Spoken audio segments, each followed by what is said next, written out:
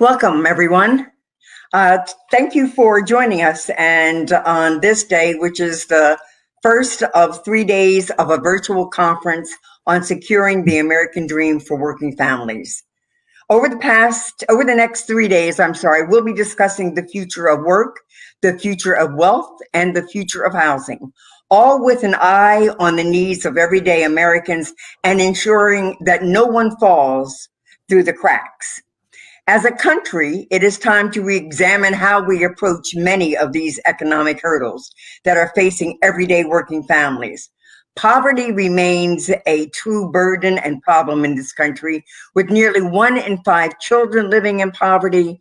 That's almost 13 million people. We can establish a floor below which we do not permit any family to fall.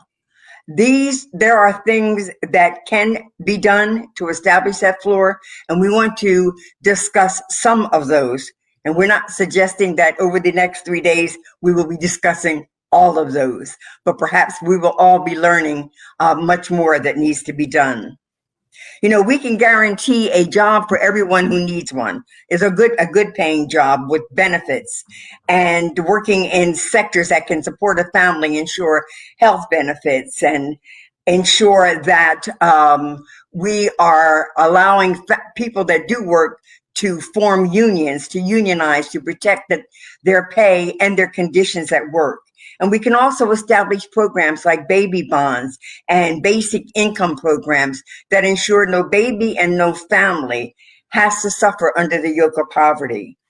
A guaranteed home is something that we all deserve and impacts our education and our future. So an appropriate and affordable and accessible home is something that becomes part of our healthy well-being. And we'll be discussing each of these and more this week. Today, we're going to focus on the future of work. Tomorrow with Representative Deb Haaland, who will host the future of wealth, along with Mayor Ras Baraka from Newark, who will be the moderator. And on Thursday, Rep. Ilhan Omar will host a discussion on the future of housing with Homes Guarantee Campaign Director Tara Raghuver. And I hope that you will tune in for each of these. Today, I am really excited that I have as my moderator Dr. Professor Eddie Glaude from Princeton University. He's a distinguished professor there. He's the chair of the African American Study Program. He's an author. He's an author of several wonderful and important books. His most recent book, Begin Again, James Baldwin's America and Its Urgent Lessons for Our Own, was released just in June of 2020, and it is a very timely read, and I hope that we get to discuss the intersection of some of the legislation we might be discussing today, Professor, and what you have to say about a moment of reckoning in your book and backlash in your book. Dr. Glaude is also an MSNBC contributor, somebody I know, I watch it every day, and I see him as often as he's there, and he is a Times Magazine contributor. It's delightful to have you here. I know, I must admit, you're a Morehouse man. Well, that's a good thing. Thank you for being our moderator today, and I'm going to turn it over to you so that you can introduce our amazing panelists and get the discussion rolling. Thank you, Representative Watson Coleman, for curating this extraordinary conversation over 3 days. I'm delighted to participate.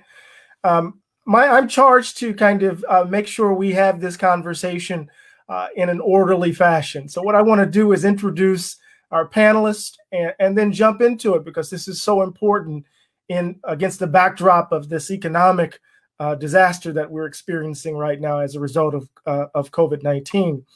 Our first panelist will be Dr. Pavlina Tcherneva. She's an associate professor of economics at Bard College and research scholar at the Levy Economics Institute and the Global Institute for Sustainable Prosperity. She specializes in modern monetary theory and public policy. Her new book, and you have to get this, is entitled The Case for a Job Guarantee, right? The Case for a Job Guarantee. And it's a timely guide to the benefits of one of the most transformative public policies being discussed today. and a cornerstone of the Green New Deal resolution. So I would urge each of you who are watching this to go out and purchase that book immediately. She regularly consults with central banks, governments, and unions from around the world on macroeconomic stabilization and job creation programs. Dr. Tcherneva can provide a great viewpoint on how the Workforce Promotion and Access Act, the WPA Act, is a good first step into moving toward a strong federal jobs guarantee program. Our next panelist will be Dr. William Spriggs. He serves as the chief economist to the AFL-CIO and is a professor in and former chair of the Department of Economics at Howard University. He also chairs the Economic Policy Working Group for the Trade Union Advisory Council to the Organization for Economic Cooperation and Development. Dr. Spriggs assumed these roles in August of 2012 after leaving the executive branch of the U.S. government. He can provide insight, at least we hope he will today, for sure, can provide insight on the need of protecting unions, as well as providing strong benefits to workers. So welcome indeed to all of you. Hope you're doing well. Thank you. Thanks for having me. Thank you. I want to begin with a basic question, and I think it'll be good to start with Professor Tcherneva. And that is to really explain to us the idea of a jobs guarantee, the idea itself. What does it mean? And how might we respond to a whole host of assumptions about the federal government just giving folk money to not work in this instance? Thank you very much for the introduction and for the kind invitation to Representative Watson Coleman and her pioneering legislation. Yes, the job guarantee scares people a little bit when they hear the word guarantee. But what that means actually is just a basic promise. Promise that whoever needs work, whatever their circumstances and life chances, if they are in the labor market, if they're looking for well-paid, decent employment opportunity, they can find it, and that we are not helpless in the face of unemployment. We have gotten accustomed to unemployment. We have gotten accustomed to jobless recoveries, and I think it's fair to say that we are staring perhaps into the longest jobless recovery after this pandemic. So the public sector has the tools. It also has the responsibility to respond. And the job guarantee is really the straightforward, the quickest solution to creating jobs for those who seek them. It is, of course, a bit more than just a jobs creation program. Mm-hmm. So Representative Watson Coleman, how does the WPA Act fit within this? I mean, look, talk of federal jobs guarantee isn't new, right? Because much of this conversation, oftentimes we're caricatured as this being a kind of policy of the radical left. Here we go again, big government doling out, free money to folks who don't want to work. But we just celebrated the 57th anniversary of the March on Washington. We knew part of that platform involved a jobs guarantee and the like. So talk a little bit about how the WPA Act fits within what Dr. Tcherneva just mentioned to us. Thank you. And first of all, I just need as a backdrop to say that when federal government decides it's going to give millionaires and billionaires all kinds of tax breaks and tax credits, there's not a whole bunch of conversation. There's not a whole bunch of begging. There's not a whole bunch of proving that it's necessary. And there's not a whole bunch of pushback. They get it, and they get richer by it. Every time we try to do something for those who represent the neediest of all of us, we've got to jump through hoops, and we've got to beg, and we've got to fight, and we got to negotiate, and we end up getting much less than what we want. But this program right here, this program is, I believe, an illustration of what the federal government should be doing in this space at this time. And it would be a 3-year grant that is given to individuals who are seeking a job, particularly in different types of employment that are underserved, whether or not it's childcare, healthcare, energy efficiency jobs, things of that nature. The jobs would be paid the $15 an hour. It would include the benefits and all of the other protections that it needs to have, and it would be funded by Wall Street transactions. So all of those wonderful people that benefited so much from all that money that's been just sort of vomiting out of this federal government right now, will be able to give back some of that. And it would stand to raise around $770 billion over a 10-year period. As these individuals get trained, work in these fields that are necessary but underserved, that will kind of create a competition even in the private sector. Individuals will move from one realm to another. But they will be given a decent job. They will be given one that they can support their families, and one which is supported by benefits to them as well. Representative Watson-Coleman, just really quickly before I go to Dr. Spriggs, kind of give us a sense of how this particular approach shifts the frame. Since Ronald Reagan in 1980, we have approached this question in a particular sort of way. How does the WPA Act serve as a kind of an initial effort to shift how we think about work and how we think about working people? Well, for those of us who kind of live in this world, and for many of us who kind of look like me, I know that my people want to work. I know that poor people would rather work than be handed out meager sums of resources or access to food that barely feeds their family. I know that they want to feel good about themselves and present opportunities for the next generation. A jobs guarantee program of this nature is a piece of creating a self-sufficiency. It is time that we have to stop relying upon the institutions that dole out a little bit to us each month on a monthly basis that we got to keep begging for, that are designed to keep themselves perpetuated as opposed to helping us become self-sufficient. And so self-sufficiency, I believe, is a very important issue for us, Professor, as we are trying to ensure that no one falls beneath a floor that represents insufficiency to be able to raise their families and to live healthy lives and to earn their money in a way that they don't have to look over their left shoulder or their right shoulder to see who's watching them or who's coming after them. Well, thank you, Dr. Spriggs. Now, what would this mean for working people? I mean, just bottom line, what would this mean for working folks? Let me back up to justify it from a different perspective. Okay. From an economist perspective, we want the economy to always be at full employment because that means we are on the production frontier. We are using all of our resources. When you have unemployment, it means you aren't using all your resources and you're losing capacity. Losing capacity, even for short periods, compounds because it's like savings. If you start with little savings and you're not saving enough, that compounds over time, that gap grows bigger. And that's part of our problem right now because 2008, we permanently lost capacity in our economy because the downturn was so long. So first, let's understand this has to do with the health of the economy, broadly speaking, to keep us at full employment. Second, it's very important that we have devised a system that has huge amounts of risk. That risk can be beneficial. It lets the economy grow, but it grows with a huge risk. That risk is from the financial system itself. So taxing the financial system is a way of making sure that while the gains may be held by individuals, the risks are not broadly shared. Currently, the stock market goes up, a small set of people benefit. When it collapses, a whole set of people lose.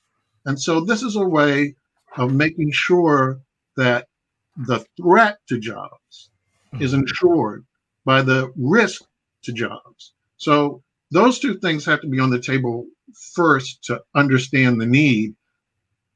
We're going to reach a dangerous point here because the economy needs money pumped into it right now. Mm-hmm. And what we are threatening right now is a return to a Great Depression because people's inability to pay rents, stores' inabilities to pay rent, threatens the commercial real estate business. And that means that we are threatening the financial system right now because we're forgetting the real economy. We could risk having a situation in January where the financial system and the goods economy have failed, in which case we will have prolonged levels of very high unemployment. And we need to be preparing right now for a solution for that. Now, there are, to be honest, I think some better ways to approach this, because people who are unemployed are heterogeneous. They have all sorts of skills and talents. The big problem out of the Great Recession was that problem.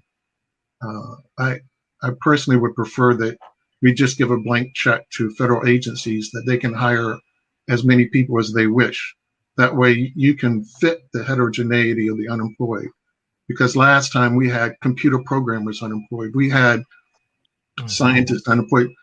It wasn't just low-skilled people who were unemployed. And the loss in the Black community in particular is across the board. It's not just from those with the least skills. And in fact, the majority of Black unemployed people have associate degrees or college degrees. So the jobs have to be able to match their skill level, so we're not giving up their potential and we're not harming them by accepting jobs that take them too far afield from their skills and their human capital and let those things deteriorate. Mm-hmm. So we have to have something. We have to design it correctly. And so the WPA Act, on your view, how does it speak directly to what you've just described? You know, for folks who are out there watching. It speaks directly because it taxes the risk in the economy to why we lose jobs. Right. And it ties the risk directly to the solution. That's the smartest thing that we can do. That's where the risk comes from. Second thing is it gives the government the authority to step in when we are not at full employment. That's important. And we will need that authority going forward, because in the Great Recession, we had to patch something together, and we patched it together using the Department of Energy's program to try and retrofit low-income houses for weatherization. That program was not designed to absorb large numbers of people, and we had the hardest time getting it up and running. It's important that the federal government always have this tool at its disposal. Mm-hmm. So the important thing, keep the economy at full capacity, keep growth at its fullest potential. Do not make scarring of the economy permanent by letting us get too far away from full employment. Mm-hmm. That's what is important here. Dr. Tcherneva, you've written this extraordinary book entitled "The Case for a Job Guarantee." I'm thinking about Middle America. I'm thinking about those who hear that and immediately start, socialism, right? This is big government gone crazy again. Give us some. How would you make the case to that constituency about the importance? Now, we just heard Dr. Spriggs, in a very clear way, tell us why this matters, right, on a certain level. But how would you make the case to a broad swath of Americans, many of whom, or some of whom, would see this as just simply a socialistic policy? Well, we have actually polled this program recently in the last 2 years, and it polls extraordinarily well, even in very deep red communities, upwards of 70%. The job guarantee, I think, resonates with people because they know that jobs are not a partisan issue. I think, if I may back up a little bit, Sure. We've had this conversation for quite some time. I think what you were alluding to earlier was that it was part of the FDR agenda to secure economic rights. It was part of civil rights struggle to guarantee the right to everyone. It's a basic human right. And maybe that conversation doesn't resonate with everyone. I think that it is worthwhile having, and I think we have to commit to it fully. But I think that on a very personal level, people understand that they are the collateral damage of an unstable economy. They know that there's a pandemic and jobs are lost. There's a financial crisis, jobs are lost. There is a hiccup in the economy, jobs are lost. And we just have to change that paradigm. I fully agree with Professor Spriggs that we have so gutted the public sector that we have understaffed and under-provisioned federal agencies. I think we need to do all sorts of hiring at every level in the public sector for every public purpose that has been neglected for such a long time. But the bottom line is, at the end of the day, however well run our economy is, there will be folks without work. And those will be the folks that have the hardest time finding employment. In private sector employers won't want them for one reason or another. We still have a responsibility. We still have a responsibility to provide decent employment to them. And so, yes, in my ideal world, the job guarantee will be that shock absorber that is rather small, that will not have to absorb 20 million people in the depths of a crisis. Mm-hmm. But the reality is that that's what we're facing right now. And we just need to move with direct hiring at every level for many different projects. The job guarantee is just a promise that if you need work, at a minimum, as Representative Watson-Coleman said, at a minimum, we will guarantee that floor to any person, whatever their circumstance. I think this is really important. This is so far outside of my wheelhouse in so many ways, but this is really important for us to understand. I mean, I just recently read in the newspaper just yesterday about the stock market having, a 30-year high since August. It's on August that was as good as for 30 years. I can't even put it in the right language. How do we think about the success of the stock market and the depth of unemployment that many folk on Main Street are experiencing, and how this policy in some ways speaks to that divide in interesting sorts of ways? Representative Bonnie Watson-Coleman, could you say something about that? Then I can go to each one of you to kind of respond to that. Yeah, I think you just described the tale of two cities in that just then. What happens in the stock market and what happens with the folks down here and the unemployment. Never the twain shall meet, even though those that are up there always talk about, in order for these people down here to get anything, we've got to get it all up here and let it trickle down. And it never has worked. It isn't working now, and it won't ever work. But can I just say something to Dr. Spriggs? And Sure.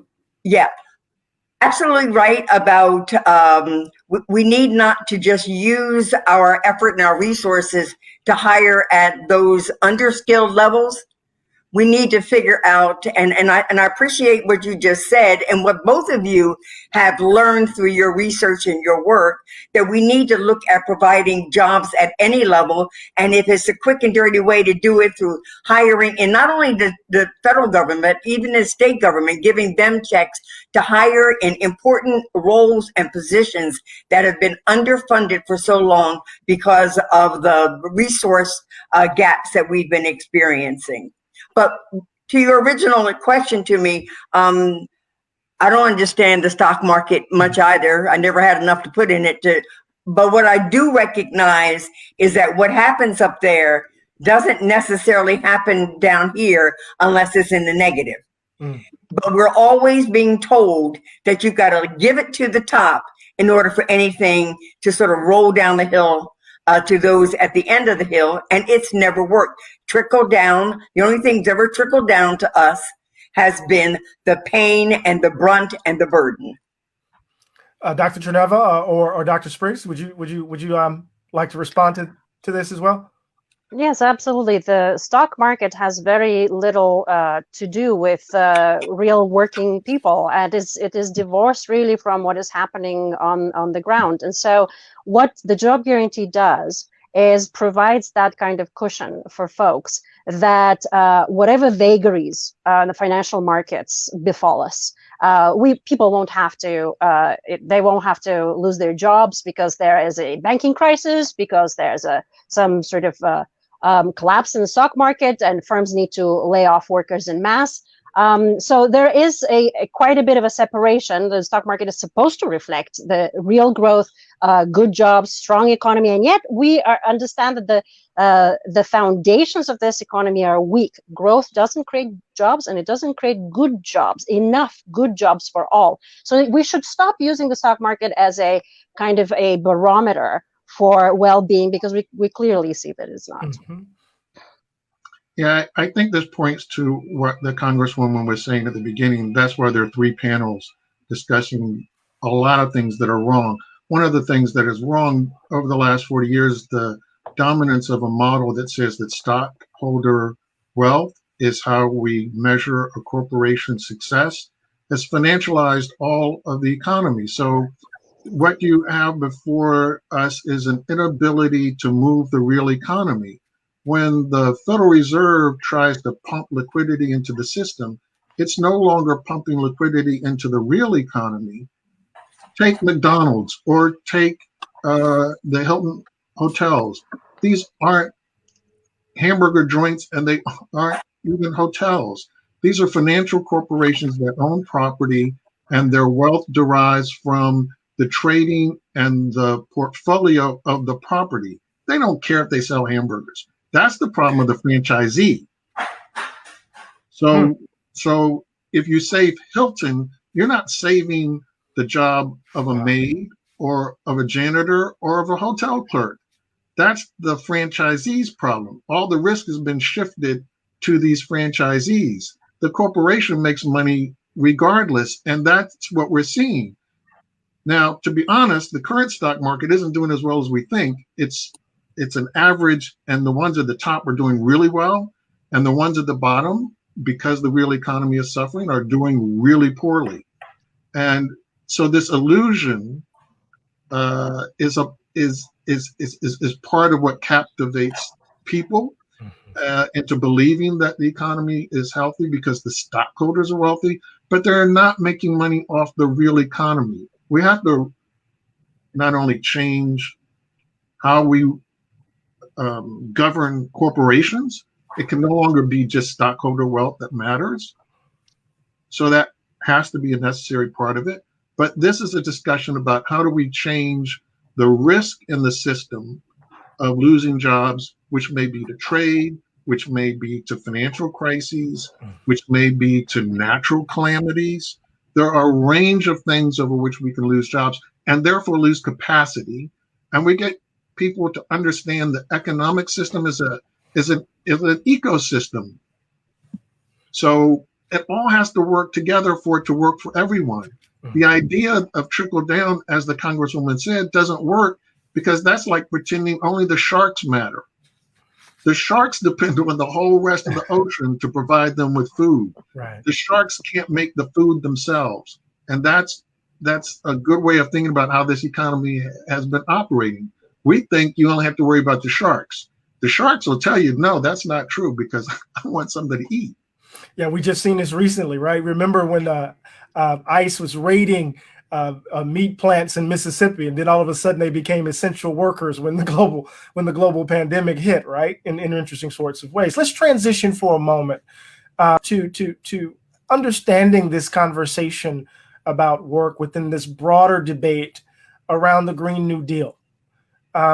Many Americans have come to understand the Green New Deal through the debates around what it might mean.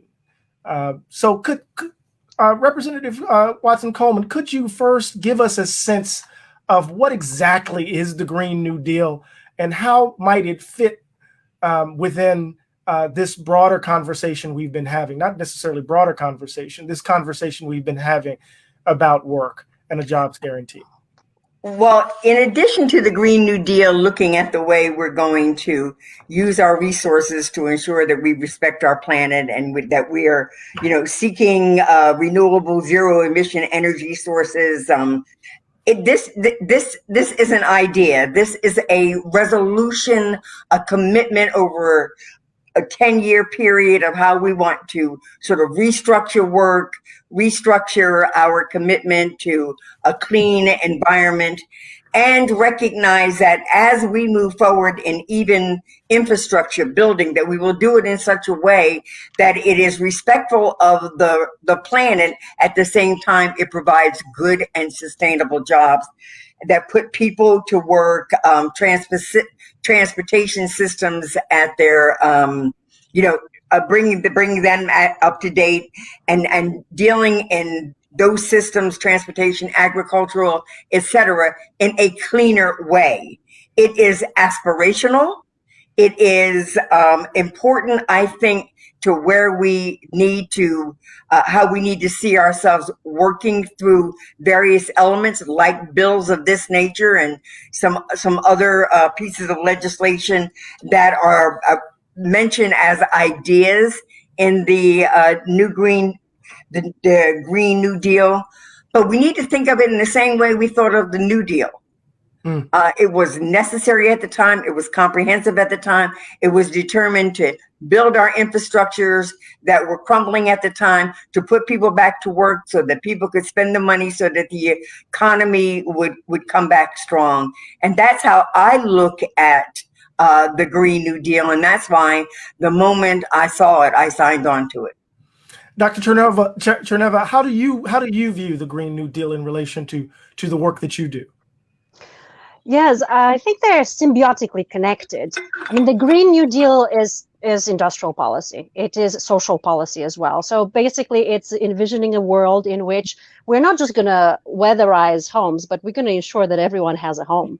We're not going to just have, sustainable energy, but, people will also be able to have incomes. And so it is a comprehensive set of policies. But the job guarantee is important in the Green New Deal because it basically answers the call for a just transition to the workforce. It has always been the big question. If you lose your fossil fuel job, what happens next? And this conversation has always held back the green agenda because some communities vitally depend on very few but very environmentally destructive jobs. And we now have a direct commitment to provide employment to those in the new economy. So I think of the job guarantee in the Green New Deal in three ways.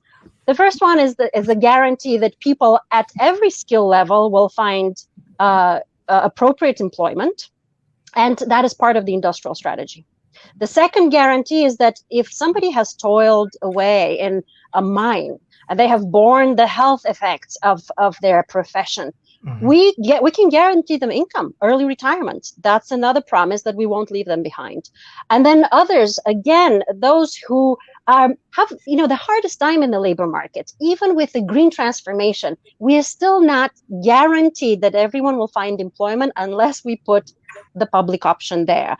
And I think that is sort of the innovation, with the WPA Act, that we are really making steps towards the public sector meeting that commitment to anyone who might be left behind in whatever future we envision. I certainly hope it's going to be a green future. And just the final point I want to make is that if we fail to address the climate problem, and if we fail to address the unemployment problem, we will be paying for them. The expenses are already there. They're bigger, they're larger. We will have committed some resources. Now we have an opportunity to do things better. Just redirect our resources to do the right thing, do environmental remediation, create jobs for the unemployed.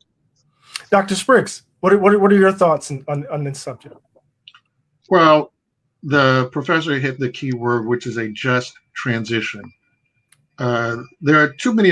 The only real religion in America is the belief that the invisible hand is a beneficent God. There are people who fervently believe that. And when you push them, that's the only thing they believe, because they don't believe in the Jesus Christ that I believe in. So when you understand their problem, and it is a problem. If you have a false God, you got a problem. And so it is clear the market has failures. One of those is we are destroying the planet. That planet that humans can live on. We can leave the world to cockroaches and rats. They will live. The planet will live. Humans won't. So that is a market failure. It is not going to be corrected by the market. We must step in and make an intervention. We know that's for the benefit of everyone, but as economists can always tell you, I can design a program that benefits everyone, and then we leave out compensating the losers. And we have done this time and again, even when they are necessary and important policies. Take the elimination of tobacco as a major product in the United States. It lowered death rates from heart disease tremendously. It lowered deaths from lung cancer tremendously. That's the most important health program we have ever instituted. And yet, if you go to Petersburg, Virginia today, you see, we forgot that was the life for many people. Go to many towns in the Midwest, and NAFTA took away their jobs, ask them, are you better off? And they'll tell you no, because if you go to Flint, Michigan, which was the home of making spark plugs in the United States, where they were patented and improved upon, the largest spark plug plant in the world was in Flint, Michigan, the home of AC spark plug. Americans don't make spark plugs anymore. We know the problems of Flint. We've never compensated Flint for that loss. There's never a just transition. There's never a way that we put in front of the policy that we're going to benefit everybody and we're going to make sure that the losers don't lose, because we're going to win enough to compensate them. But you got to plan that from the beginning and stay committed to that for that to happen. And the lack of solidarity in American policymaking comes from this inability for us to follow through and really make sure that those who are being sacrificed for the good of everyone aren't forgotten. We just make them into a sacrifice. Right. And so we're choosing this over and over again. I think this is really important for our audience to really kind of settle down. I mean, some of the harm, the devastation, the pain is a result of a choice. It is not a natural consequence of the developments that have happened, right? We're choosing this pain. We're choosing these long lines of folk getting food. We've chosen close to over 20 plus million people unemployed. I mean, these are actual decisions. And, you know, just yesterday, we saw Vice President Biden really respond vigorously to Donald Trump. But yet he said, as he was talking in Pennsylvania, right, I'm not going to ban fracking. And I'm thinking about this in relation to the green movement. And I was just wondering about the movement behind the Green New Deal, the energy from the outside that will be pushing for this just transition, right? What do we say about the organizing, Representative Watson Coleman, that's going on outside of the Beltway, that's pushing this policy? And how might we think about what they're doing in light of that political comment? It was very quick, but people like me heard it. People like me heard it. And my ears perked, and I was like, oh, hell. So talk a little bit about this for me. People like me heard it too, Professor. I don't know. Here. We don't ever get everything all we want.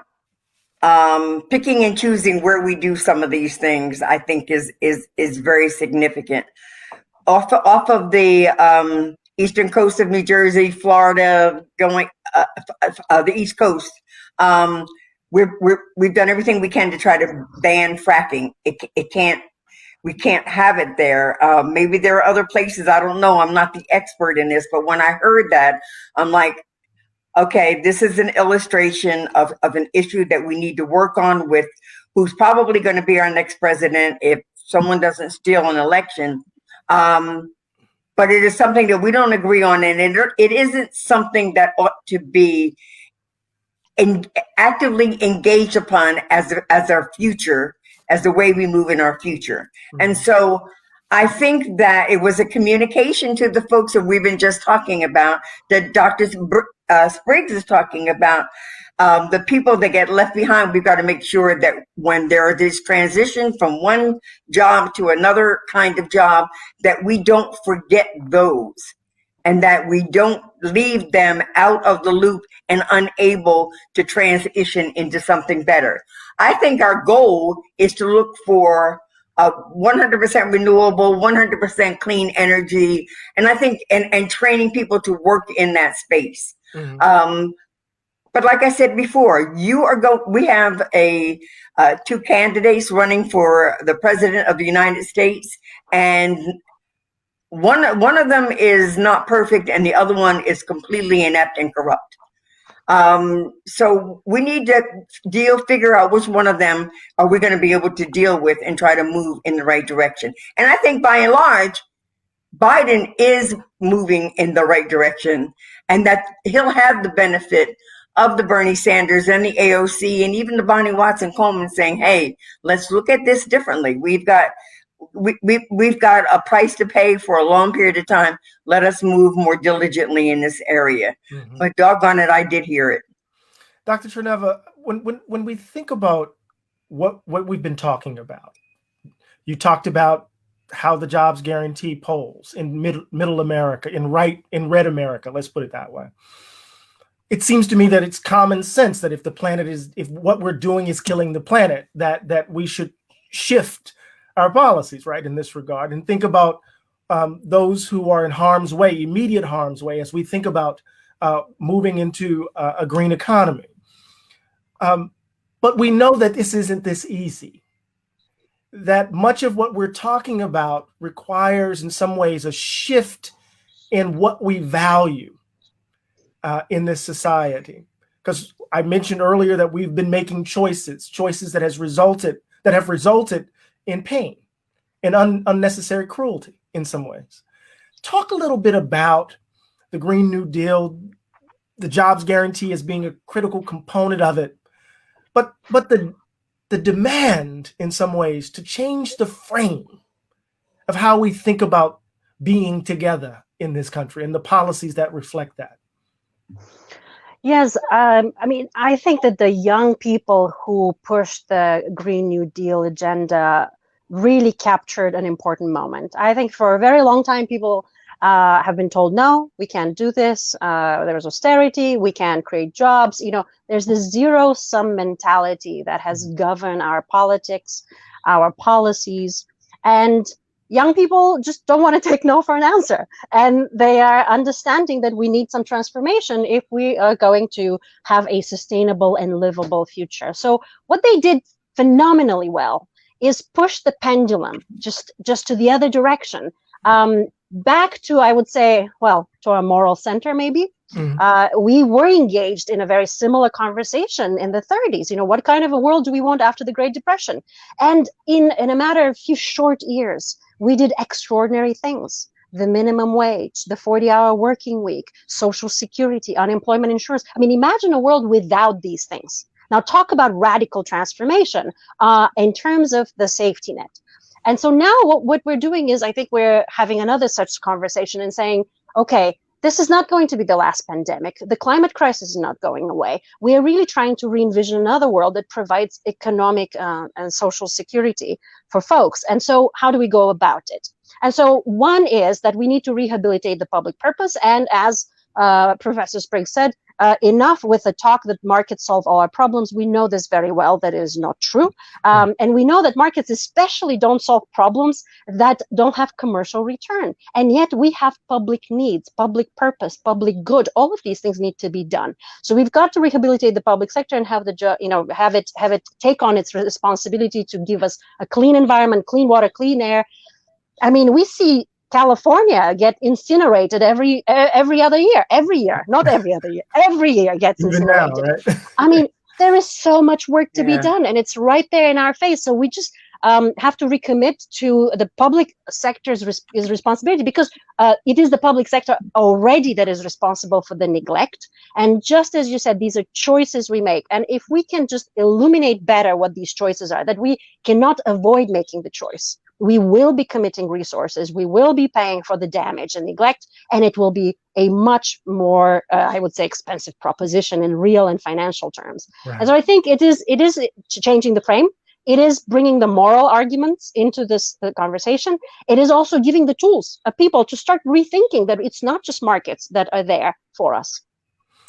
Yeah, this is really key. I've been thinking about this a lot lately, and not so much using the metaphor of a social safety net, but a broad public infrastructure of care, right? What does it mean to imagine that, right? Not only in terms of work, in terms of health, in terms of safety. What does it mean to think about this public infrastructure of care that carries with it, in some ways, a robust understanding of the public good, which has in some ways been eviscerated by an economic philosophy that has reduced us to, shall we say, self-interested persons in pursuit of our own ends in competition and rivalry with others. And given that as the kind of basic model of being together, it becomes very difficult to imagine an idea of the public good when we're all in competition and rivalry with each other in pursuit of our own selfish ends and aims. So how do we imagine this, particularly with regards to work? And Dr. Spriggs, of course, I'm going to go to you with this one, right? I mean, one of the things that we've seen over the last 40 years, and that's being generous, right, is a complete attack, a wholesale attack on workers, kind of deepening their precarity, almost trying to keep the workers' nose barely above water so they can't organize in some ways. Talk a little bit about the importance of labor organizing to working people in light of what we've been talking about in terms of shifting the frame with the Green New Deal, in terms of shifting what we value as the cornerstone of the Green New Deal being the jobs guarantee. What role does labor organizing play in this moment when shareholders play so much? Financialization has really defined the economy. Talk a little bit about that. You know more about this stuff than I do. I should shut up. Well, thank you for setting up a whole range of ways of responding to it. But it's important that it's not just workers' voice at the workplace that has been destroyed. It is workers' voice as part of democracy that has been destroyed. It is impossible to differentiate between attacks on labor unions and the right to organize and attacks on Black people. These are so combined that you can't tell one from the other. And so it's easy to see the correlation between attacks on democracy and attacking the voice of labor. So these things don't come up where workers don't have the independent voice. There's a reason why California looks like California and Mississippi looks like Mississippi. The difference between having a democratic voice and having the voice of the oligarchs is stark, and it's real, and we're experiencing it nationally. But it gets to even more because it's, you know, it's great we have the professor on this panel. Economics is a sick profession. It's sick. Its lack of diversity makes it dangerous.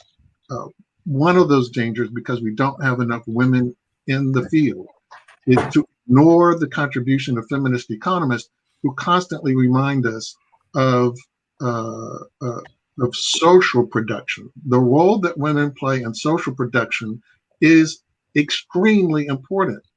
And what we've done in the last 40 years is to monetize it, mostly because on the back of Black women, that's how we think of social production, right?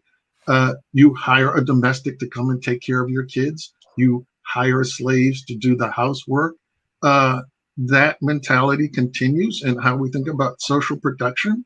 And unfortunately, Black women have had to bear a huge brunt of social production because they're also workers. And they have to do work in the market and social production. And right now, everybody gets it, because right now with schools being closed and childcare centers being closed, they get social production matters. And you have to have a framework for it, as we see the attack on elderly people in nursing homes from COVID. That social care, that social production function is vastly important. You get a male-dominated field, we don't include it in the GDP, we don't count it at all, and this is part of the problem. Having labor unions gives workers the voice to talk about their whole life and what it means to have a family, and then you get the voice of the workers, not just in the workplace, to talk about who gets what from our increased productivity, but also to participate in democracy. And without workers' voice, and this always amazes me, it's like, well, if workers aren't there to negotiate increased productivity, who gets the wages, economists blindly think, oh, well, you just get it anyway, because the employer is going to be forced into having to give you some of it. By whom? And by what? And this imbalance in power that has taken place over the last 40 years as labor density has collapsed has meant when it comes time to negotiate this, increasingly, the people who are at the table are the stock market and the owner. And the stock market and the financiers are saying, here's our cut. Now you can go negotiate with those workers about what their cut is going to be. They take their cut first. And that's what's been happening for the last 40 years. This has hurt Black people disproportionately because in 1980, our labor density was much higher. The share of Black workers in unions was much higher than for white workers. The attack on unions has reduced that gap because the attack was to deny workers a voice on our own. A Black worker against a boss over what does a Black worker get paid? That's not even a fair fight. Yeah. That's sitting the Cub Scouts against the Marines. You have to have a unified voice. Black workers need that. That's why we had this high union density.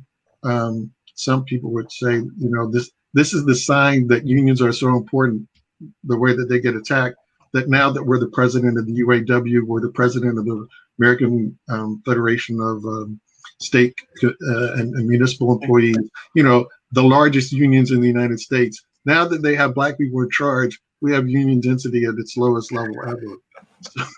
So it's like when we took over cities. No, I'm just kidding. Exactly. Yes, we get to be the mayor after everybody's taken all the wealth out of it. Right. But this is how important it is to the Black community.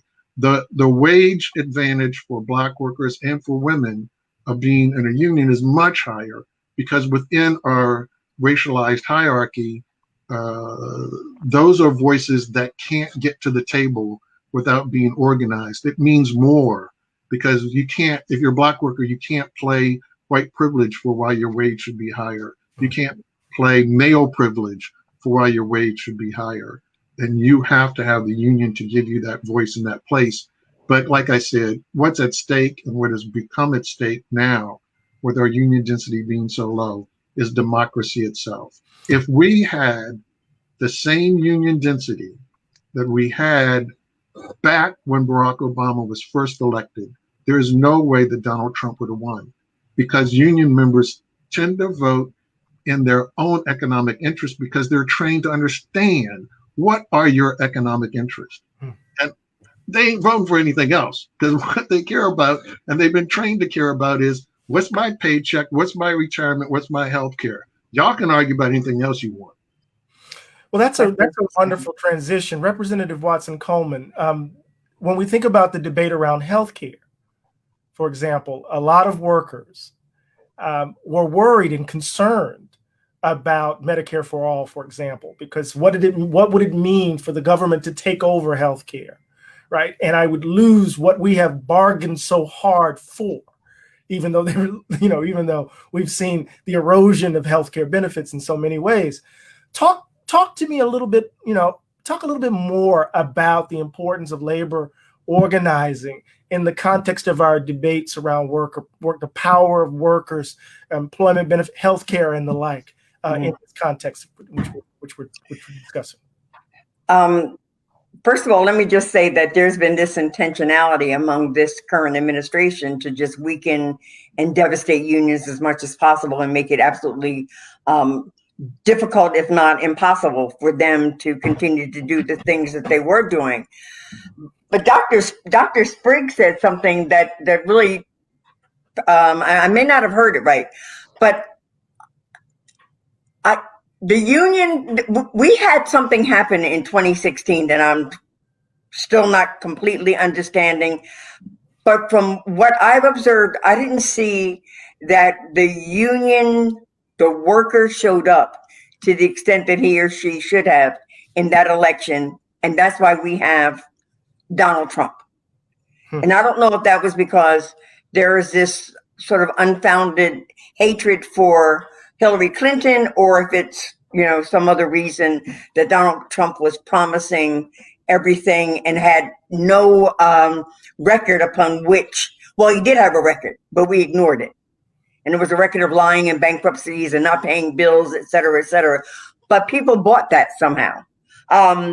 Unions are very important because, as my father used to tell me when I was young and in the executive branch, if it were not for unions, African Americans wouldn't have a shot at a decent job. If it were not for unions, we wouldn't have benefits and bottom lines and protections, and we wouldn't have negotiated salaries, and we wouldn't have any kind of equality. So from my perspective, the conversation that we have in terms of healthcare is to figure it out how everybody has access to healthcare because it's a right, and don't have it at the expense of taking good healthcare away from people who negotiated and worked for it. If anything, we should be elevating the standards of what that healthcare should look like for everybody. Mm-hmm. And I know that there's a lot of tension around this issue, as it should be. But our concern is that when government gets involved, we dummy down. We go to the bottom line, the lowest common denominator, and that's not how we should be thinking. Mm. We should be thinking that, first of all, as this is an aging population, baby boomers are still alive, and we are in need of things differently, but we're still working to some degree, and we're still making some decisions. So we got to figure it out differently than if it were some rich guy up on a hill trying to figure out what is the least amount I have to give up in order to meet the demands of my workers. It is a wide open conversation. And for me, Medicare for all is where I'd like to be. I know, but I think it's a journey. And so I'm let me get more pieces of it, because maybe we can't just jump into it.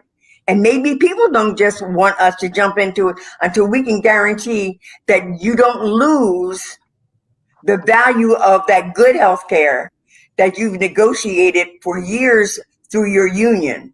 And so we ought to be looking to make sure that as we move forward, our unions are getting stronger. Unionization is becoming more important and more critically understood to support people in having decent benefits and decent jobs and safe working conditions, and not being treated as if they're second-class citizens or owned by these large corporations. You know, I grew up, I'm a union baby. My daddy was a letter carrier. Was the leader, started out as a shop steward, then became the leader of his local branch of the National Association of Letter Carriers. And to watch the debates between the national president and the president, and the president around the post office brought back all of these memories. Just to put a face on it, we were able to live a middle class life because of the post office. Yep. And so the attack on the post office is in so many ways an attack on the black middle class in so many ways. But I want to go even right now, Professor, because the post office is a huge employer of African Americans. So, even right now, there's like a dual purpose or maybe a triple purpose in what they're doing. They know who it's affecting. They know that they've got to do as much as they can to cripple the prospects of getting votes by mail in on time, and they also want to make sure that the privatization exists to replace what the post office would do, because that's who they belong to. Absolutely. Dr. Tcherneva, this seems like a piece of the puzzle that in some ways you've been building over the course of this conversation. We talked initially about the cornerstone of the jobs guarantee, and then how that fit within this broader kind of reimagining of the economy with the Green New Deal. And now how are we thinking about workers within this frame, and the importance of unionizing within this frame? Talk a little bit about the way you imagine unions, their role in this, in some ways, new landscape that I think your economic approach suggests. Yeah, I will go off the concept of care. I think that was I think it's such a good framing for everything that we've been talking about here. Everything we do in our lives, if you think about it, most of the things that we do is actually taking care of each other. Like it or not, whether we actually buy into that frame and whether we buy into the rugged individualism, actually it's not true. Like, if you look at the labor market, It's a service economy. We educate ourselves, we heal ourselves, we feed ourselves, we entertain ourselves, we take care of the elderly, the young. It's all care. Whatever we do in social reproduction, it is care. When we look at these various other ways in which we try to support each other and provide economic security, universal health care is one of those ways in which we provide for all as a basic human right, because most of the things that will afflict us are not insurable. Pandemics are not insurable. We need to be able to have a committed response to care for each other. When you think about the workplace, what is the workplace? It is a place of collaboration. Despite the frame of competition, it is still a place where we have to collaborate to get things done. But it has been antagonized. We've been pitted against each other, again, in part because we are faced with the threat of unemployment. We don't quite understand our interests without, again, unionizing and being educated. But I also think that there is a broader way in which we can take care of the workplace by democratizing it, by not just unionization, but also greater representation in decision making. There are various ways in which we can democratize also the firm, which is another important way in which we structure our economic life. So I think that that's the thread that stays with me, that we have a lot of work that we need to do. Unions have definitely lost ground. If there is a way to turn the tide, we will all be better for it.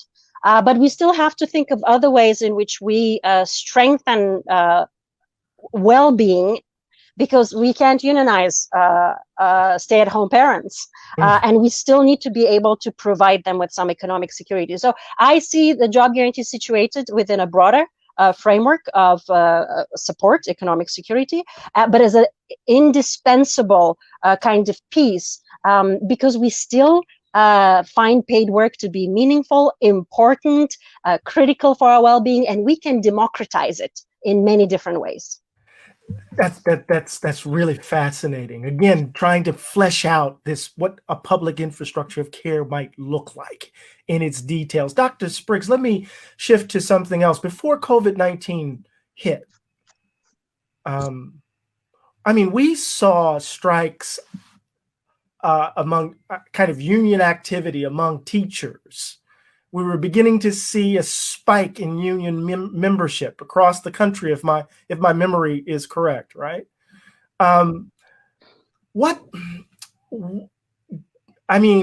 in some ways, COVID-19 has arrested so much of our lives, right? Let's kind of think, although it's difficult to think about the world prior to the coronavirus. What was that energy suggesting to us about where we were headed in some ways, if that makes sense to you as a question? Mm-hmm. It is impossible to organize someone who's afraid of their job. And having a long period of low unemployment gives workers a greater sense of power, because they have a great sense of fire me. And the ability for workers to stand up and say, take this job, and you know what, it is vital to making it easier to organize workers. They are fed up and they understand they have some options. And full employment is necessary for that. And that's what we were beginning to see. We were seeing people begin to push back. In the midst of COVID, we've seen people try to push back because now they fear for their lives. And that's a greater fear than fearing losing a job.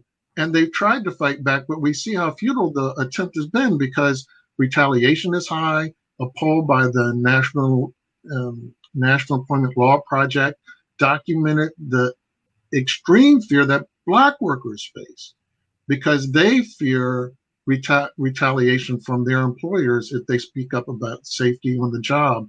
And this was disproportionate for Black workers compared to other workers.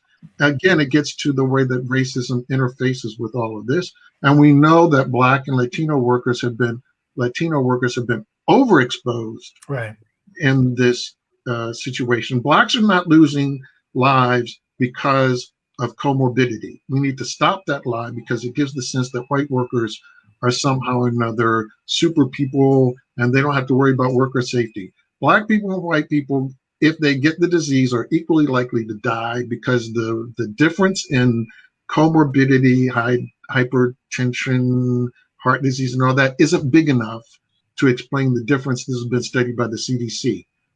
And it shows up when we look at the UK, where the types of jobs that Black people in the UK have look like the type of jobs Black people in the United States have.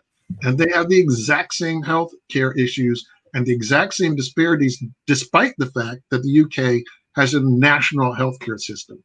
This has nothing to do with anything other than we work the jobs that get overexposed. Mm. So we see the difference, though, when workers are organized because the UAW and the machinists were able to negotiate safety in the workplace. It has been much harder for other workers to achieve that same level because they don't have the voice. They don't have the power to make that happen. And so this is why it's vital, even for our lives. And in this moment, it is our lives that are on the line. I want to answer the point the Congresswoman was asking me about. So union density declined between 2008 when President Obama was elected and 2016 when he left office.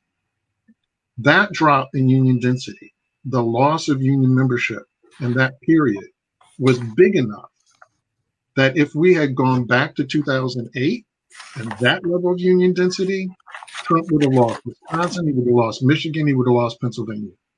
We would have lost all those states because we lost union density and we lost the voters who would have voted their pocketbook instead of their lunacy. What's at the heart of that loss of union density over that period of time? It's the relocation of jobs. It's the movement of unionized plants. It's the deterioration of those plants. And over time, foreign companies that come in and suck up some of the labor force are stridently anti-union. So, we face this problem with our attempt to organize in Jackson, Mississippi, right, where the workers had to listen to Self-Destruction, the famous rap song. You're headed for self-destruction because the workers were about to vote on the union. They had to listen to that 24 hours a day for several days going up to the election, warning them don't vote for a union. So this is part of the problem is this shift in worker voice and the ability to reach workers, educate workers about their economic interest. That decline in union density meant we lost those voters. Okay. Representative Watson-Coleman, talk a little bit about the legislative side of this. What about the PRO Act?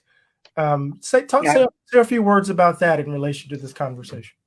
Yeah, I was just thinking about that actually, because I was thinking about we're going to have to wrap up shortly, but we talked about the Jobs Guarantee Act and now we've talked about the impact on the unions, and we recognize it's been an intentional attack on the unions by this administration. So the PRO Act is a response to that, although it may not be an entire response to it. And that is that it gives the National Labor Relations Board teeth to enforce labor laws and prevent the abuse and exploitation of workers that we've seen.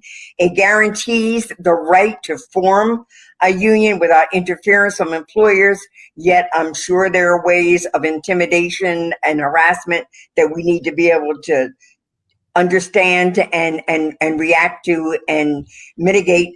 And then it expands penalties for employers who violate the labor's laws. And I think that that's really important because that's in so many instances, we can't make you love us, but we can make you act right if the consequences of your not acting right are harsh enough. And I think that is something that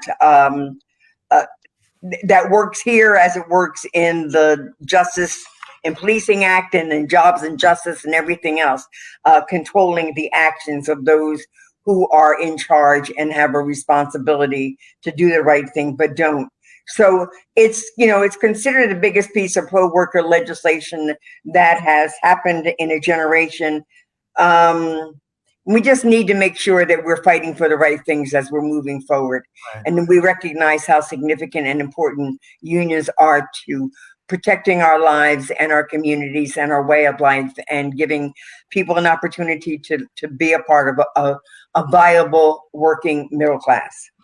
You know, at this point, I think it'd be really great for us to kind of offer some final thoughts. This has been such a powerful and generative conversation. I have a ton of notes over here.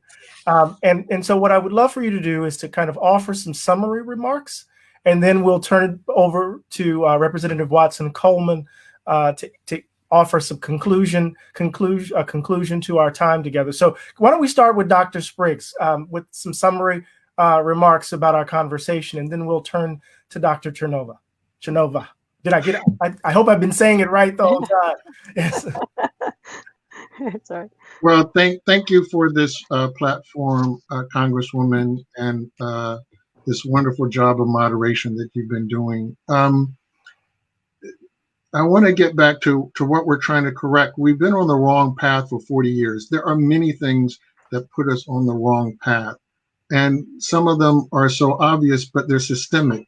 And as the Congresswoman said, if we're going to be left with only those things that affect the margin, and we're, like economists like to do, I can show you on the margin that someone is going to get, 1 penny more if you give them 300 hours of job training. This is not going to solve our current problem. Our problems are more systemic than that, and we have to change the direction. We have to change course. These are elements of changing the course, conceiving of full employment as full employment from the fiscal policy side. It's wrong to think that the monetary authority gets you to full employment. What the monetary authority can do and has done is make sure we never get to full employment, because they always crash the economy too early. Thank goodness we've gotten the Fed to move on that. But you still have to have the other side of the Humphrey-Hawkins Full Employment Act, which was an obligation of the fiscal authority to make sure that we were working towards full employment. It is still the only national economic policy in law. We just have all the fiscal authority ignore it and walk away from their obligation to the act. And so that's one component. But the other component has to be, you have to have equal power with equal power in order for wages to change. The market does not just automatically adjust them, because the market is embedded with a lot of imperfections. We know there is monopsony power. We know that employers have the ability to set wages. This is not something that only happens in the marketplace. They are not just wage absorbers from the invisible hand. And that's vital to restoring balance, so we can get an economy that is not a zero-sum game. You don't have a zero-sum game if you're at full employment and wages are matching productivity. You get a win-win economy, because what happens is, for my idea to succeed, it has to truly be a better idea that raises wages, that raises productivity, that raises incomes, and you reallocate workers towards that direction. Instead, we've been on a downward spiral for 40 years, where I get market share by cutting wages, undercutting my competition, and having lower standards, lower wages, and smaller markets and smaller consumers, and an economy that is so fragile. You see the result. It gets knocked off course by just a tiny bit, and it collapses. It falls apart. We have to be comparative in our analysis. In Europe, as you indicated, there were choices about how we shut down. Mm-hmm.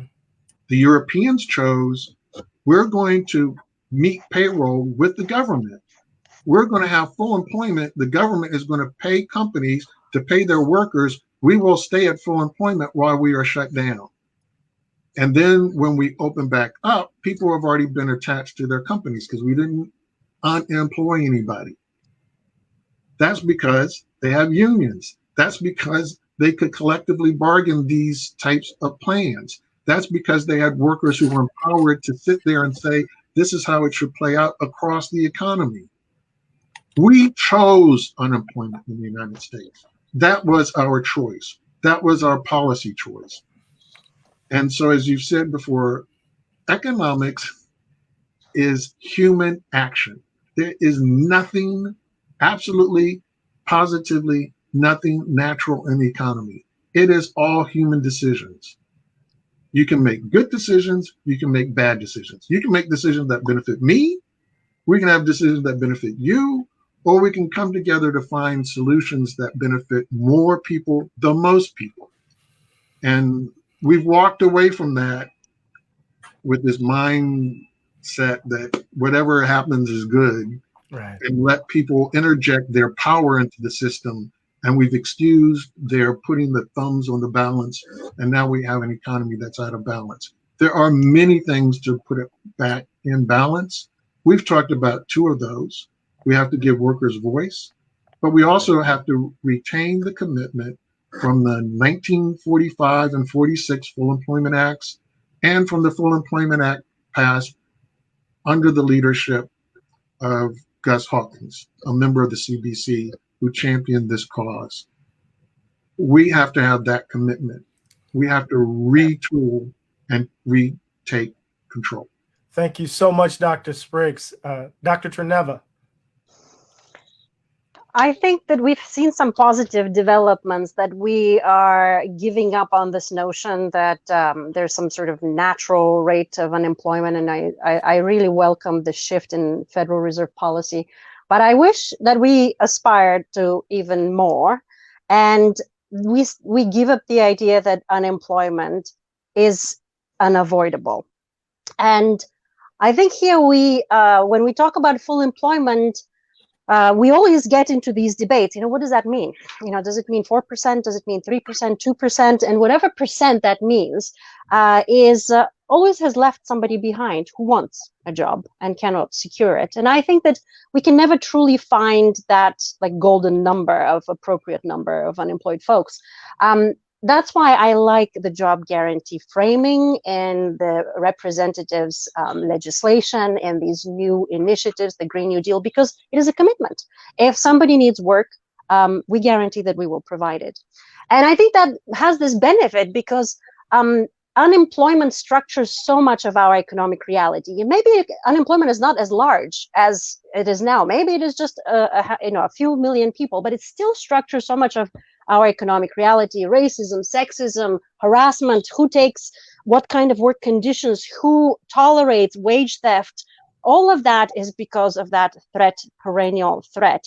And if we had just a policy that ends to the best of our ability this cruel game of musical chairs, I would welcome it. And to me, the job guarantee, again, is really the very basic standard that we need to provide as a basic job, decent, dignified living wage job to anyone who wants that employment. Because if the economy is this, complicated structure, we really cannot raise the beams or the roof if we don't secure that floor. Thank you so much, Dr. Tcherneva. And now, Representative Bonnie Watson Coleman, thank you for bringing us together. This is the first panel, and you have two more to go, but thank you. It's up to you now. It's to you. Hey. Well, first of all, let me thank you, Professor, because you took out of your very busy schedule and spent time with us. I would love to have another conversation with you online. We talk about this last book that you wrote and how timely it is. I hope that some of this that we are discussing today represents an answer to some of those questions. To Dr. Tcherneva and to Dr. Spriggs, I am so grateful to you for the information that you shared with us, the hopefulness that we can be better and we can do better. The fact that I'm going to have to look at this legislation to see how we need to improve it. But the bottom line is that what we want to get at the end of all of these discussions and these next 2 days are vitally important, as well as we need to figure out how to eliminate poverty, how to make sure that everybody in our country gets to live and not below any floor that is unlivable. And that if we find that rare instance where that exists, then it is our responsibility to be our brother or our sister's keeper and to take care of that person. who would represent a small minority in a very unique and different way for that person. I love this notion, Professor Glaude, of the public infrastructure of care and talking about it in that way, because at the end of the day, that's what these 3 days are about.